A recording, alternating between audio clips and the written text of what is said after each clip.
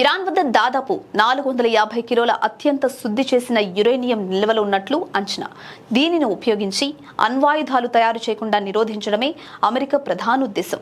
కేవలం వైమానిక దాడుల ద్వారా భూగర్భంలో ఉన్న యురేనియం నిల్వలను పూర్తిగా నిర్వీర్యం చేయడం సాధ్యం కాకపోవచ్చని పెంటగాన్ భావిస్తోంది.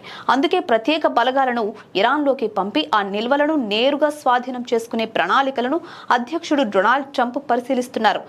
అయితే అమెరికా దాడులకు ముందే ఇరాన్ తన యురేనియం నిల్వలను ఇతర రహస్య ప్రాంతాలకు తరలించి ఉండొచ్చని కొన్ని నివేదికలు అనుమానం వ్యక్తం చేస్తున్నాయి.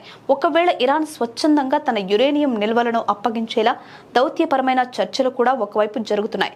కానీ అవి విఫలమైతే మాత్రం సైనిక చర్య తప్పదని ట్రంప్ ప్రభుత్వం హెచ్చరిస్తుంది.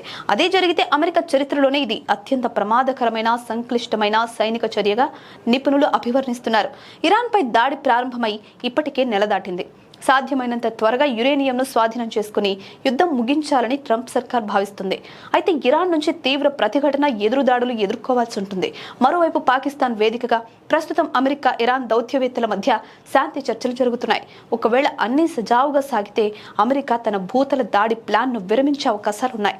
ఇరాన్ చమురు ఎగుమతి కేంద్రమైన ఖర్గ్ దీవిని కూడా స్వాధీనం చేసుకోవాలి అన్న ఆలోచనలో అమెరికా ఉన్నట్లు స్పష్టమవుతుంది. ఇక ఇరాన్పై భూతల దాడుల కోసం 3500 మంది మెరైన్లు సైనికులతో అమెరికా యుద్ధ నౌక యుఎస్ఎస్ ట్రిపోలి ఈ నెల 27న పశ్చిమాసియాకు చేరుకుంది. సైనికుల మోహరింపును యుఎస్ సెంట్రల్ కమాండ్ నిర్ధారించింది. ట్రంప్ నుంచి అనుమతి రాగానే దాడులు ప్రారంభిస్తామని తెలిపింది.